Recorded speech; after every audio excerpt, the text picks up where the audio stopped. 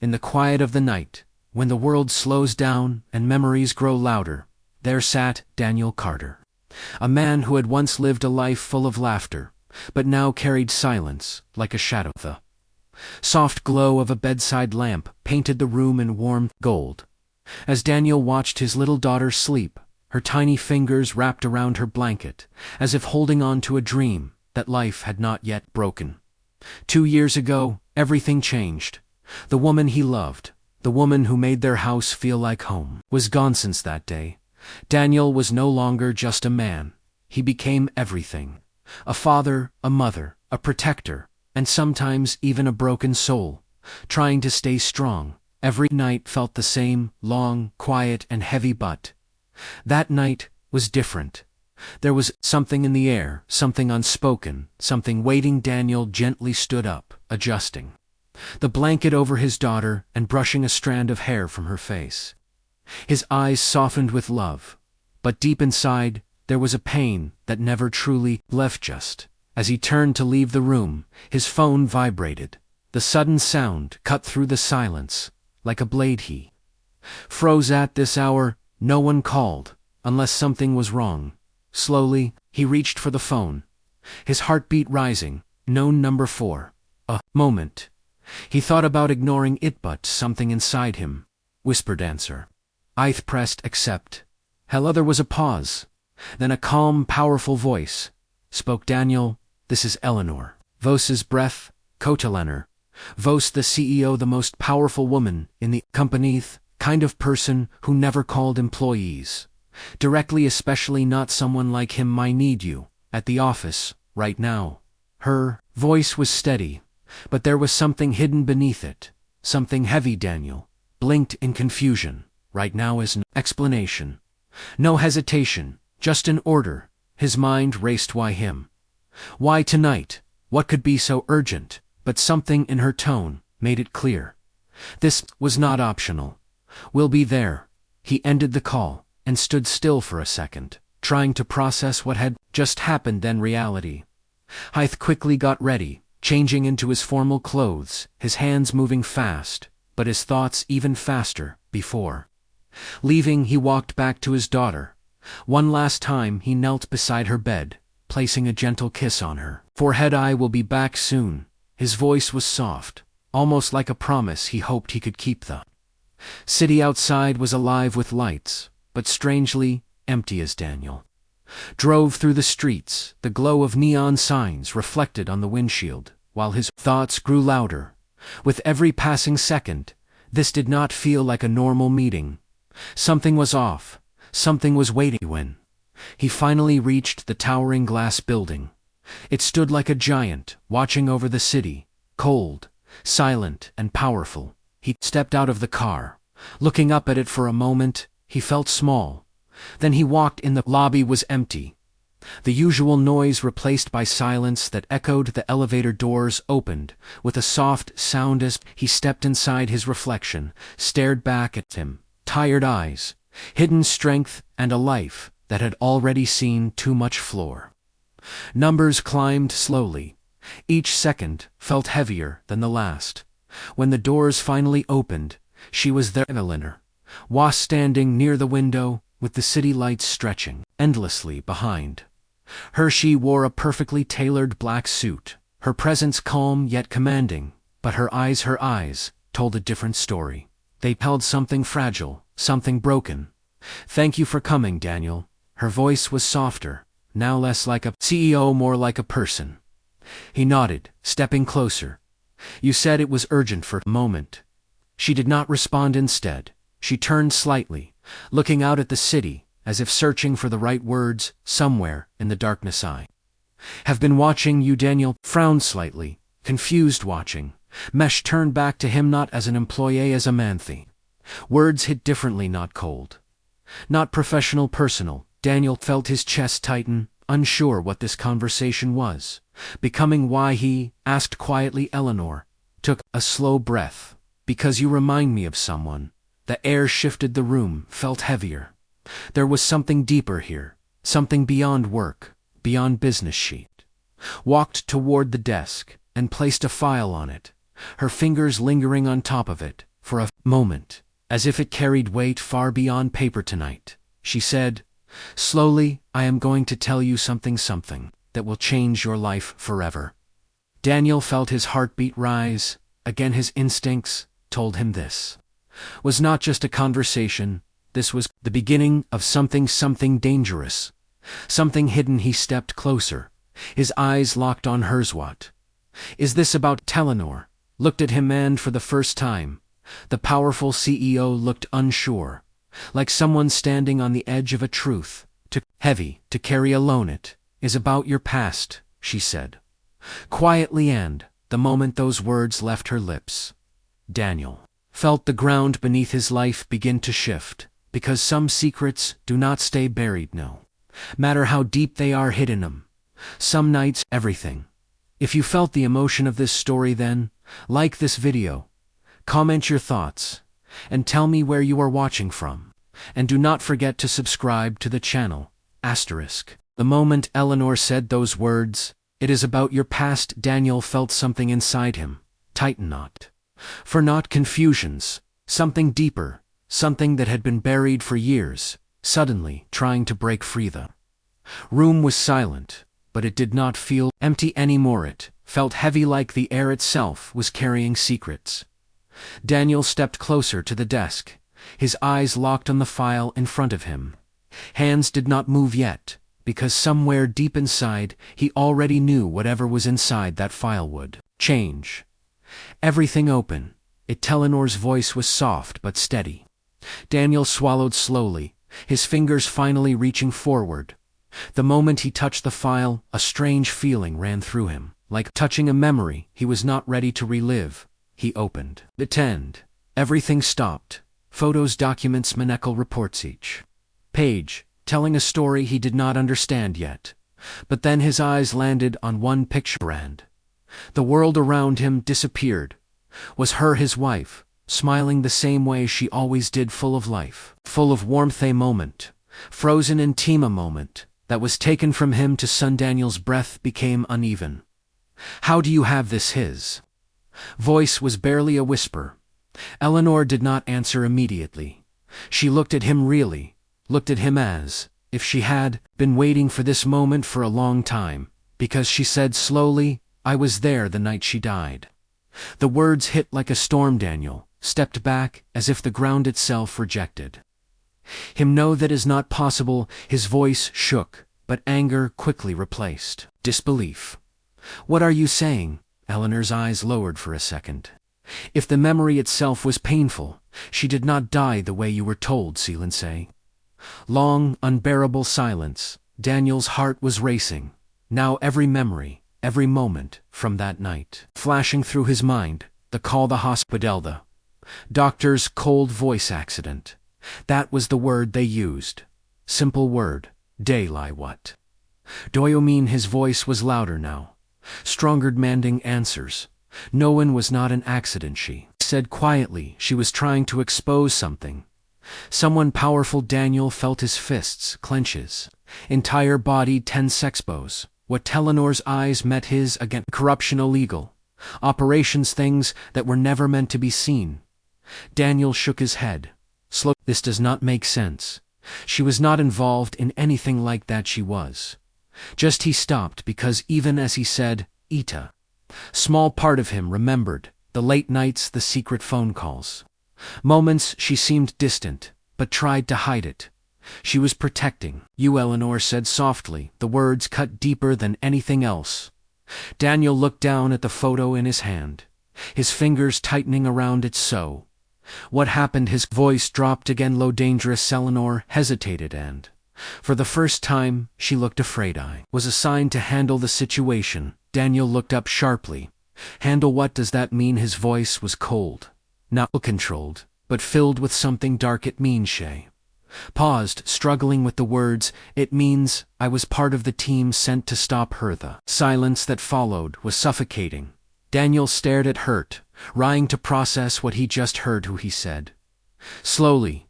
"Were there Lenore?" "Not I did not know who she was to you." "Not at that time." Daniel laughed, once a hollow sound that does not change anything. His eyes burned with anger. Now you were there and she died. Eleanor's voice broke. Slightly as Daniel turned away, running a hand through his hair, trying to hold himself together. His entire world was shifting now. Truth he believed for years was collapsing piece by piece. Was she killed? He asked finally, the question he never thought he would have to ask. Eleanor closed her eyes for a moment, then opened them. Yes, the word was quiet, but it destroyed everything. Daniel felt like he could not breathe, like the walls were closing in now. This time, all these years, he had mourned believed. She was taken by fate, but it was not fate. It was people. It was power. It was a decision. Why? His voice cracked. Why? Tell me now. Eleanor stepped closer, but kept a distance. Because I cannot live with it anymore, she said. Because every time I see you, every time I see the way you fight for your daughter, I am reminded of what was taken from you. Her eyes filled with emotion, now real and filtered. I have spent years trying to bury this, but guilt does not disappear. It grows. It follows you, destroys you slowly. Destroys you slowly. Daniel looked at her not as someone carrying a weight, but it did not change what she was. Part of you should have told me sooner, he said, his voice quieter now, but still heavy. I know, she replied, but I was not strong enough. Silence fell again, but this time it was different. It was not just heavy, it was broken. Daniel looked back at the file, at the photo, at the life he lost, the truth he never knew. Who did this? He asked. Eleanor's expression hardened slightly. People with power, people who believe they are untouchable.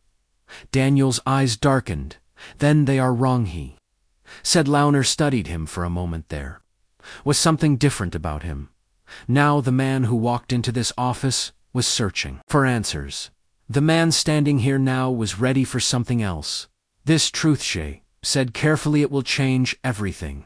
It already has, Daniel replied, his voice steady now, but beneath it there was something dangerous, growing, something unstoppable. Because grief can break a man, but truth can turn him into something else entirely. That night Daniel Carter did not sleep, not even for a second. The truth had changed something inside him. It was no longer just pen. It was fire, the kind that does not fade, the kind that waits. Every memory of his wife now felt different. Her smile, her silence. Nights she stayed up, working the way she would look at him, like she wanted to say something, but never did. She knew she was in danger, and she chose to carry it alone, to protect him, to protect their daughter. Daniel sat in the darkness of his living room, his hands clasped together, his eyes lost in nothing, but inside his mind was louder than ever one question kept repeating, who did this, and more importantly, why were they still free? The moment the sun began to rise, Daniel made a decision. He was not going to sit with this truth. He was going to act. That same night, he returned to the place where everything changed, the office. But this time, he was not walking in as an employee. He was walking in as a man with nothing left to lose. Eleanor was already there, standing near the same window as if she had not moved since the night before. She turned when she heard his footsteps. There was no surprise in her eyes, only understanding. You came back, she said softly. Daniel walked straight toward her. Hesitation. No doubt. Tell me everything. His voice was firm, controlled, but behind it was something deeper, something darker. Eleanor nodded, slowly, as if she had been waiting for those exact words. She moved toward the desk, opening another file, but this one felt different, heavier, more dangerous. What I am about to tell you, she said, G's bigger than just your wife. Daniel did not respond. He simply watched, listening. There is a group inside this company, she continued, a group that operates in the shadows. They are not just businessmen. They control information, money, decisions, and people. Daniel's jaw tightened. A secret network hidden behind power and influencer. Wife found evidence, Eleanor said, evidence of illegal deals, government contracts, manipulated money being moved through hidden accounts. Daniel felt anger rising against. She tried to expose them. Yes, Eleanor, replied, and that made her a threat. The word threat echoed in his mind. Not a victim, not an accident, a target. What happened that night? Daniel asked, his voice low. Eleanor's eyes darkened slightly. We were given orders to stop Hurt, to retrieve any information she had and make sure nothing reached the public. Daniel's fists clenched again when she refused. He asked. Eleanor looked down for a moment, then back at him. Then things escalated. The room fell silent again. But this silence was different. It was filled with rage, with truth, with something that could not be undone. Walked away from the desk for a moment, fronting a hand across his face, trying to control what he was feeling. They took her life like it meant nothing, he said quietly. Eleanor did not respond, because there was nothing to say after that night. She continued slowly. Everything was covered up. Reports changed evidence, destroyed the story, rewritten. Accident. Daniel let out a slow breath. A lie, repeated until it became true. Don you. He turned back to her. What did you do after Eleanor met his gaze? I stayed, she said. I moved up, climbed higher, inside the system. Daniel frowned, slightly white, to find proof, she replied, her voice steady to expose them from the inside. Daniel studied her carefully. So this is not just guilt, he said. This is revenge. Eleanor shook her head. No, this is justice. There was a difference, and for the first time Daniel understood it. Revenge is driven by anger. Justice is driven by truth. She opened the file and slid it toward him. In sight, names, positions, everything connected. A hidden world finally visible. Daniel looked through it slowly, every page making his heart beat faster. These are the people responsible, the ones who gave the order, the ones who made sure your wife never spoke again. Daniel's eyes darkened. And they are still here, still powerful, still untouched. Yes, Eleanor replied. For now. The words hung in the air. For now. Daniel closed the file. Slowly. If we do this, he said, there is no going back. Eleanor, no to die. No, they will come after you. Continue to. Everything we have, everything we care about, will be at risk. Eleanor did not hesitate. No. Daniel looked at her, searching for doubt, for fear, but there was none, only determination, only truth. Why me? He asked finally. Why involve me in this?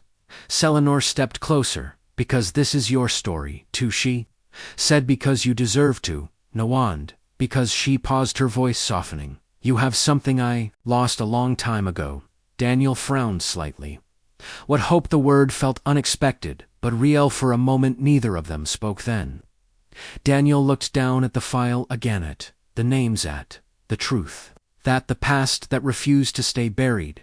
He thought about his daughter, smile, her future, what kind of world he wanted to leave for her. A world where people like this win, or a world where truth finally stands. He took a deep breath, then closed the file completely. When he looked up again, there was no hesitation left. I am in high, said. Eleanor's expression softened, just slightly. Not relief, not happiness, something quieter, something real. Then we start now, she said, because the longer we wait, the more dangerous it becomes. Daniel nodded. The path ahead was clear. Now, not easy, not safe, but necessary. Because some truths demand to be revealed no matter the cost, and some fights are worth everything if they change your life forever. Some nights change your life forever. Some nights test whether you are strong enough to survive that change. For Daniel Carter and Eleanor Voss was that night. The plan was simple, at least on paper, that the system extract the evidence, exposed the truth, end everything. But reality is never simplest, especially when you are fighting people who control the rules. The building stood silent again, just like that first night, but this time the silence did not feel empty, it felt dangerous. Daniel stepped out of the car, adjusting his jacket, his eyes scanning the surroundings. Every shadow, every movement, every reflection. He was not the same man anymore. Fear was still there, but it no longer controlled him. Now it fueled him. Eleanor joined him, her presence calm, but focused, dressed in a sleek dark suit. her expression sharp, her eyes. "Alert, everything is ready," she said. Daniel nodded. "Then let's finish this." They entered the building together. No hesitation, no turning back. The elevator ride felt heavier than before, because of uncertainty, but because of what they were about to do. Once those doors opened, there would be no normal life waiting for them anymore, only truth and consequences. The doors slid open and they moved fast through quiet hallways, past empty offices, until they reached a restricted area, hidden behind a secured door. Eleanor entered a code. The door clicked and slowly opened inside a server room, cold, silent, alive, with glowing blue lights. Rows of machines, humming softly, like they were guarding secrets too dangerous to speak. "This is it," Eleanor whispered. Daniel stepped inside, looking around. This was where everything was stored, every deal, every crime hidden behind layers of security. Eleanor moved quickly, connecting a device to the system, her fingers working with precision. "How long?" Daniel asked quietly. "A few minutes," she replied. But those few minutes felt like hours. Daniel stood near the entrance, his eyes locked on the door, every sound making his senses sharper. The air felt tight, like something was coming, like they were not alone. "Almost done," Eleanor said, her voice slightly tense. Now then, footsteps, faint at first but getting louder.